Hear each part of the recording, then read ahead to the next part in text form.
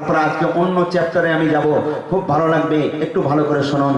দেখুন, আল্লাহ পাওয়া নয় রে সোজা, আল্লাহ পাওয়া নয় রে সোজা, কি কঠোর সাধনা, কাক মানুষের চোখ তুলে খায়, মুমিন আজ দেখো না, আল্লাহ পাওয়া নয় রে সোজা। ফরিদ তার আম্মাজানকে বলছে, মা গো, আমি কি করলে আল্লাহর সন্তুষ্টি লাভ করতে পারবো, আল্লাহকে খুশি এবং রাজি করতে পারবো? প্রত্যেকটা মানুষের এটা টার্গেট থাকে না, যে কি করলে আল্লাহ পাক, আমার যিনি মালিক, আমার যে রব, আমার প্রতি সন্তুষ্ট হবে। তাই ফরিদ তার মাকে বলছে, মা, আল ফরিদ বলে, মা গো, কোথায় আল্লাহকে পাওয়া যায়?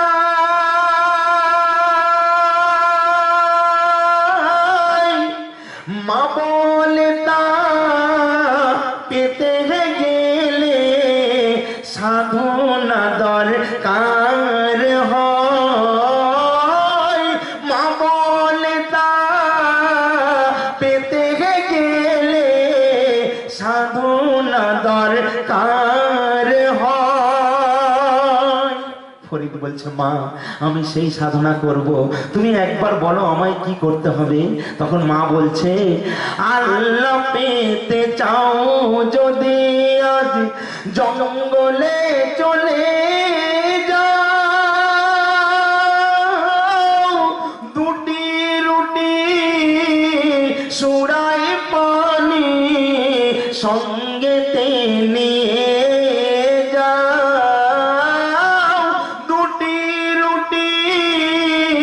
সুরাই পানি সঙ্গেতে নিয়ে যা।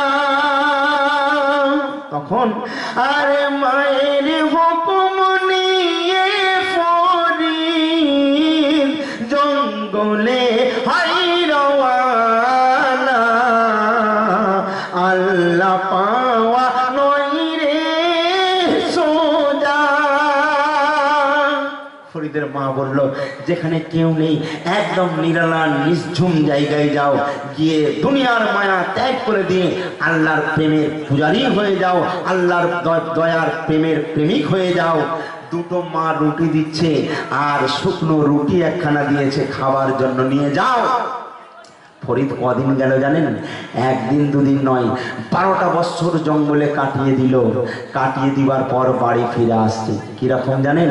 ওই যেমন পানি নিয়ে গিয়েছিল আর যেমন রুটি নিয়ে গিয়েছিল, ওই রকম রুটি আর পানি সঙ্গে করে নিয়ে ফিরেছে। মা দেখে অবাক। মা বলছে, বেটা, তোকে আমি 2টো রুটি আর 1 গ্লাস পানি দিয়েছিলাম 12 বছর আগে, সেই রুটি আবার পানি ফেরত নিয়ে এসছিস, তুই কি খাসনি কিছু? আজ বলুন, আমরা তো পেটের জন্য সবাই অস্থির, তাই না? কেউ যদি বলে এখানে কি হচ্ছে দাদা, বলে খাওয়া হচ্ছে, বলে ফ্রি, তখন সবাই আমরা ছুটে যাই। বলছে ফ্রি খানে वाला कोई है? बोले मैं हूँ, मेरा बाप है, मेरा लड़का है, मेरा ছেলে है। বলছে পয়সা 25 টাকা করে প্লেট, পয়সা দিয়ে খাবার কেউ আছো? বলছে আমার আব্বা তো বুড়ো, আমিও খোঁড়া মানুষ, আমার বাচ্চাও ছোট, তার মানে ফ্রি। তো আমরা পেটের জন্য সবাই অস্থির। কিন্তু ফরিদ, তুই 12 বছর পর ফিরে এসছিস বেটা, কিন্তু এই রুটি পানি যেমন নিয়ে গেছিলি তেমন ব্যাপারটা তুই কিছু খাসনি।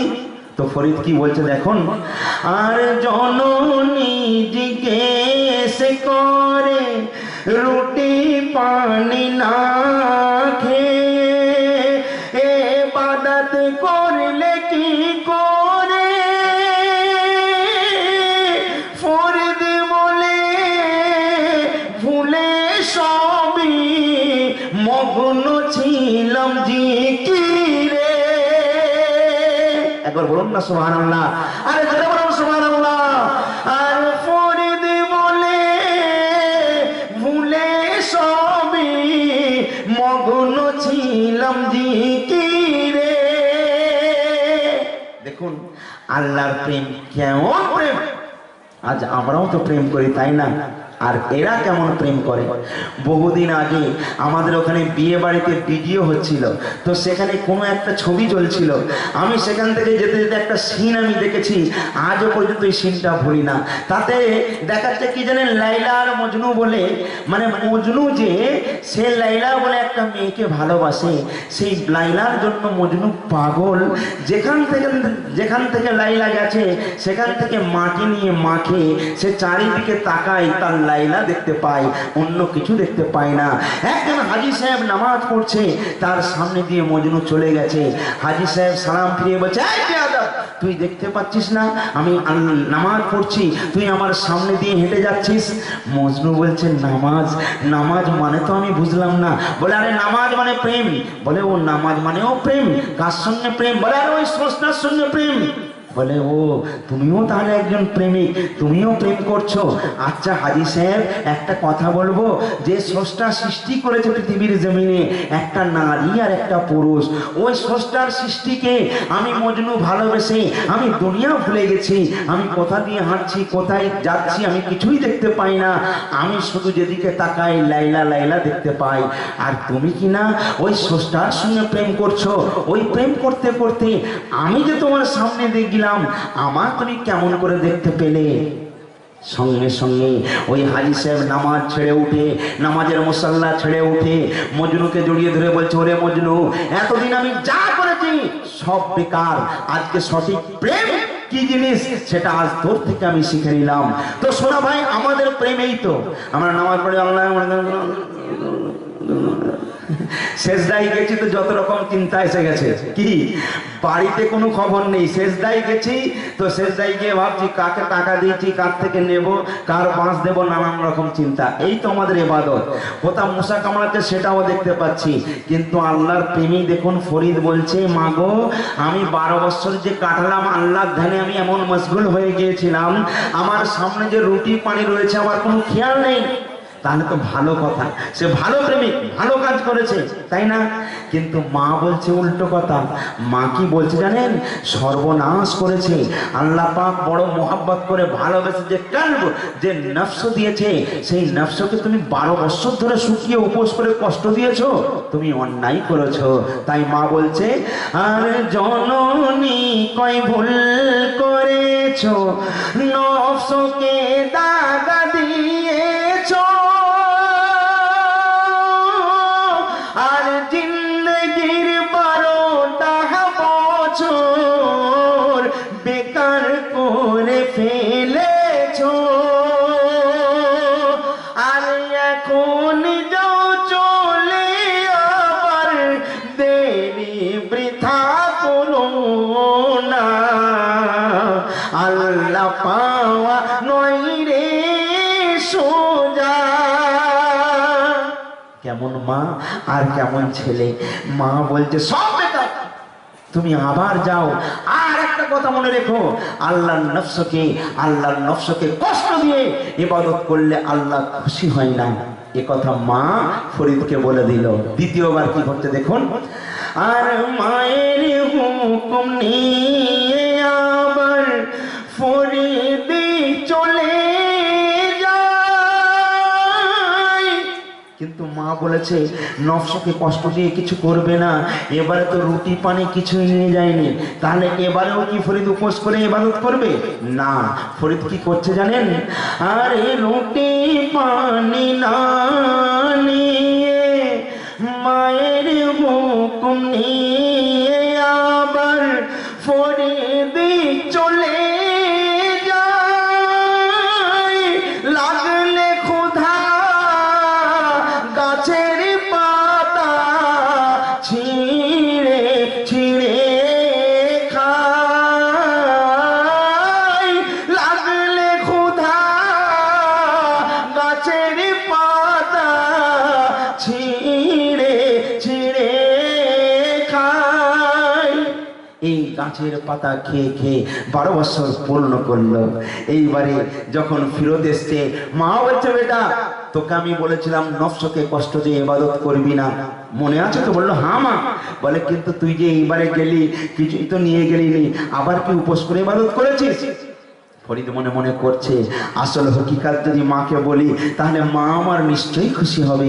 তাই ফরিদ খুব খুশি খুশি মনে মাকে বলছে কি জানেন, আর ফরিদ বলে মা গো আমি গাছের পাতা খেয়েছি মা।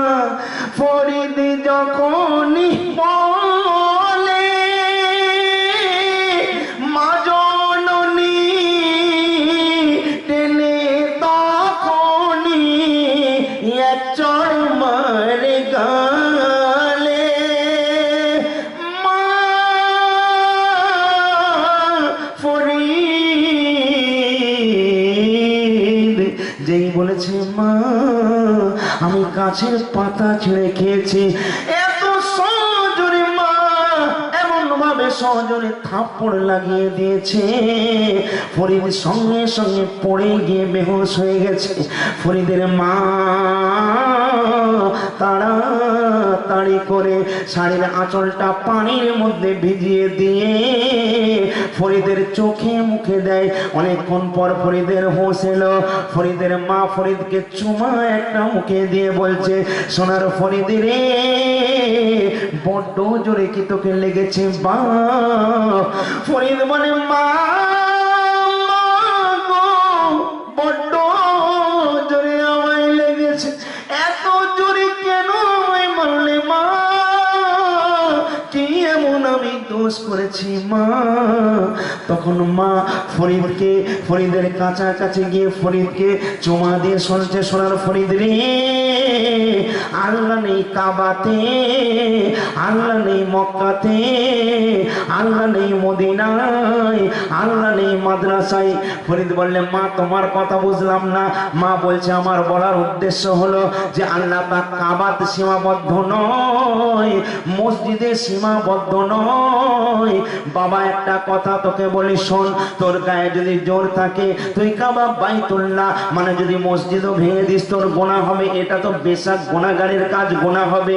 কিন্তু তার থেকে বেশি বড় গোনা হলো তুই কি জানিস? বলে না। বলে বড় গোনা হলো কোন প্রাণীর অন্তরে বিন্দু মাত্র আঘাত দেওয়াতে। ফরিদের মা বলছে যে আল্লাহ ওই সমস্ত জায়গায় বিরাজমান নয়, আল্লাহ হার জায়গায় প্রত্যেকটা প্রাণীর অন্তরে অন্তরে বিরাজমান। আল্লাহ পাক প্রত্যেকটা অন্তরে অন্তরে বিরাজমান। ফরিদ বলছে মা গো তা তো বুঝলাম, কিন্তু আমার কি দোষ, আমার কি অন্যায়, আমি কি এমন ভুল করলাম, কেন আমায় মানলে? ফরিদের মা তখন বলছে বাপ ফরিদ একটা গাছ একটা প্রাণ, গাছেরও জীবন আছে, গাছেরও প্রাণ আছে। তুই যখন গাছের পাতা ছুঁয়েছিস নিশ্চয়ই তার আটা বার হয়েছে, নিশ্চয়ই তার রস বার হয়েছে, তুই হয়তো বুঝতে পারিসনি, তুই হয়তো অনুভব করতে পারিসনি, নিশ্চয়ই তাকে ব্যথা লেগেছে। তাই মা জননী বলছে বাপ ফরিদ রে আমি তোর মা, একটা কথা শুধু আমার মনে রাখিস, আর ভুলেও যে নয়ার কোনো দিন কারেও ব্যথা দিও না, আল্লাহ পাওয়া নয় রে সোজা। মা কি বলছে যে আল্লাহ পাক প্রত্যেকটা অন্তরে অন্তরে বিরাজমান। কুলুবিল মুমিনিনা আরশিল্লাহ, প্রত্যেকটা মুমিনের অন্তর হলো আল্লাহর আরশ, তাই না? আল্লাহ পাক হার জায়গায় বিরাজমান। তাই কাউকে কোনোদিন জেনে বুঝে দুঃখ দিও না, ব্যথা দিও না। ভাইরে আমার বলুন, আপনার যদি কেউ আপনাকে যা বলুক না কেন সেটা কোনো বলা নয়। লোকে বলে না যে তুই আমার এইখানটাই ব্যথা দিলি, তার মানে এই জায়গাটায় আঘাত লাগলে চট করে এই জায়গাটা মোছা যায় না, হ্যাঁ কিনা বলে? জলে আগুন লাগলে পানি দিয়ে তো নেভানো যায়, কিন্তু কারো যদি অন্তরে ব্যথা লাগে সেটা আপনি কি দিয়ে নেভাবেন, সেটা আপনি কি দিয়ে চাপা দেবেন? তাই ফরিদকে বলছে কোনোদিন কারো মনে দুঃখ দিবি না। ফরিদ চিন্তা করলো মা বলে আর একবার যা। শেষবারের মতো ফরিদ যাচ্ছে জঙ্গলে। এইবারে কি ঘটলো দেখুন। আর মায়ের হুকুম নিয়ে আবার ফরিদ চলে যায়। এবারে গিয়ে দেখছে, দেখে এক মরা গাছ সে শুকিয়ে পড়ে রয়।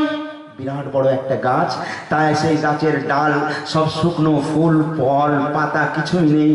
ফরিদ আস্তে আস্তে গিয়ে নিজের সারা দেহের বস্ত্র খুলে ফেললো, শুধু ইজ্জতটা ঢাকা, হাতের মধ্যে একটা দড়ি নিল। তারপর সেই গাছের ডালে